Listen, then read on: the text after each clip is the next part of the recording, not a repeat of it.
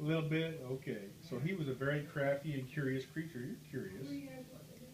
Sometimes. Yep. Ricky Ticky ran up to Teddy and rubbed his wet head under the boy's chin. Hey, that tickles, Teddy cried. He wants to be your friend, Teddy's father laughed. Wow, I can't believe it, said Teddy's mother. He's a wild animal. I guess he's so tame because we've been kind to him. As long as we don't pick him up by the tail or put him in a cage, said Teddy's father, he'll run in and out of the house all day. You'll see. Then Ricky Ticky scurried off and spent the whole day running through Teddy's house. First he went for a swim in the family's bathtub. Then he dirtied his nose, sniffing in the ink in the inkwell. Later he burned his nose while bumping against Teddy's father's cigar. But at bedtime he climbed up into bed right next to Teddy. Is that safe? Teddy's mother asked. What if Ricky Ticky bites or scratches Teddy? He won't do that, Teddy's father replied. Teddy is safer with him than if we had a guard dog watching over him. But if a snake were ever to come in here, Teddy's mother interrupted him. Don't even say that, she said. They turn up the light. Now, why did his daddy say that if a snake were to come in here? You know why? Because there's lots of snakes in India. That's where cobras live. And what do mongooses eat? Yeah, they love to kill snakes. Okay, Teddy's mother interrupted him. Don't even say that, she said. They turned out the light. Teddy and Ricky Ticky went straight to sleep. The next morning, Ricky Ticky went out into the big garden at the back of the house to look around. They didn't have a briar patch. No. Well, listen, it was a large yard with rose bushes. Oh, so it's got briars. Oh, no. As big as people. It had lime trees and orange trees, bunches of bamboo, and plenty of tall grass. Ricky Ticky heard a sad song coming from the trees. He looked up and saw Darzee, the songbird, and his wife. One of their eggs had fallen out of the nest, and a snake had come along and eaten it. Those snakes, Nag and Nagaina, are evil, Darzee cried. They weren't just any snakes, they were cobras, which are some of the biggest and deadliest snakes around. I'm sorry, said Ricky Ticky, but I am new here. Who is Nag? Just then a big black snake lifted up through the tall grass. It hissed a low breath that was cold and harsh like steam whistling out of a radiator. Ricky Ticky was so scared by that sound that he jumped back 2 feet. Mongooses could jump really, really fast. The snake, 5 feet long from the tip of his nose to the back of his tail, raised his head and its hooded back was bigger than you. He stared at Ricky Ticky with evil eyes that never blinked. Who is Nag? I'm Nag. I'm a cobra. My family has been ruling this garden for thousands of years. Look at me and be afraid. Ricky Ticky was scared for a second. But no more than that. He knew that as a mongoose, he was supposed to fight snakes. This was his duty. Nag knew it too. Look out, yelled Darzee's wife. At just that moment, another snake struck at Ricky Ticky from behind. He jumped high in the air as if he was bouncing on a trampoline. The snake, Nag's wife, Nagina, had tried to bite Ricky Ticky. She missed him by inches. Since a cobra bite can be deadly, Ricky Ticky was lucky. Then, without a word, the two snakes quickly slithered off into the grass. Ricky Ticky went back to the house to see Teddy. Later that night, Ricky Ticky listened to a peculiar sound. The house was silent, but Ricky Ticky could make out what seemed to be like the sound of a snake skin rubbing on bricks. Nag or Nagina was in the house. They had come through the drain in the tub.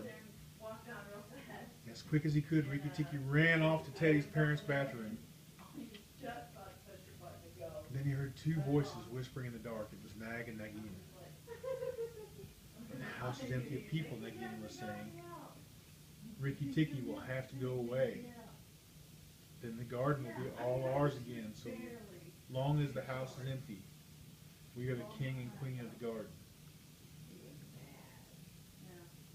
Remember, our eggs in the melon patch will be hatching soon. Go in quickly, she said, and scare off the people. then you and I will take care of Ricky Ticky together. And Ricky Ticky's eyes glowed the deep red of a polished ruby. Why do Ricky Ticky's eyes glow red? Because he's mad. That's right. And they glowed like a ruby, so he was really mad. He watched as Nag's head came through the drain. He heard Nagina slide away into the grass outside. It seemed that Nag intended to wait in the drain until morning. Then the cobra would surprise Teddy's father when he got in the shower, scaring the man and his family away. Ricky Ticky waited too.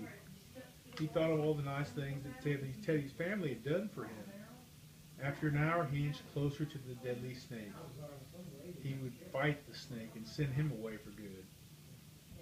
But he had to make sure that he'd fight the snake in just the right spot. One wrong move could cost Ricky Ticky his life. Then, without warning, and as quick as a flash of lightning, Ricky Ticky jumped. He grabbed the snake by the back of the neck. Nag whipped out, hooded head around. The snake swung Ricky Ticky like a limp doll rag. Still, Ricky Ticky held tight. Then Ricky Ticky felt a burst of wind over his shoulder. He heard a large crack. Teddy's father had taken a large stick and hit Nag in the head. The black cobra lay still on the cold floor tile. Teddy's father quickly picked up the snake and got rid of him.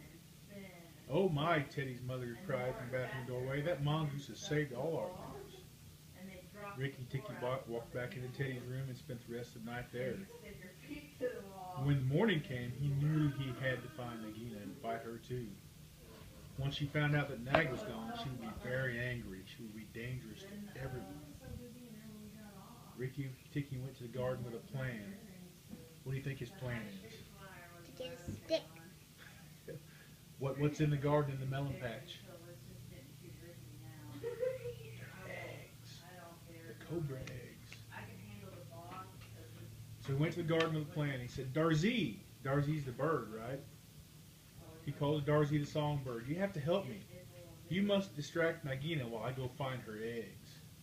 Miss Darzee agreed. She ran over to where the black snake was lying in the grass and lured her away. Nagina was sitting by the house and crying over her lost Nag. "Oh no," exclaimed Miss Darzee, so the snake can hear. "My wing has been broken and I can't fly." "Oh no, the bird's wing is broken." I'll help her up. The bird, of course, was fine. She just needed to get the snake away from her eggs. And then Ricky Ticky could snatch them up. As a bird fluttered down the garden path, Nagina followed close behind her, stalking her prey. When he saw them pass by, Ricky Ticky ran over the melon patch and began carrying off the eggs he found. He had just come back to the last egg when Miss Darzee flew over to him. "Oh, Ricky Ticky, Nagina has trapped Teddy and his parents on the porch of the house." Ricky Ticky ran as fast as his legs could carry him. He reached the porch with the last of Nagina's eggs in his mouth. Teddy's family had sat down to eat, but none of them had moved. Their faces were as white as snow. Nagina stood inches away from Teddy's chair. She was ready to strike at any moment. Ricky Ticky dropped the egg on the floorboard. He yelled, "Nagina, I had the last of your precious eggs right here. I have taken all the others from the garden. This is your last one. Leave them alone. I'll give this last egg to you." Nagina spun around. She forgot everything for the sake of that one egg.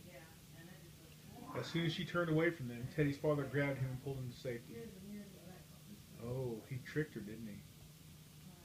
Now Nagina turned on Ricky Ticky and a wicked fight began. The two animals moved around and around in an angry dance on the porch. But Ricky Ticky was very quick. He jumped back with each of Nagina's wicked strikes. From the standoff, Ricky had forgotten about the egg for some time.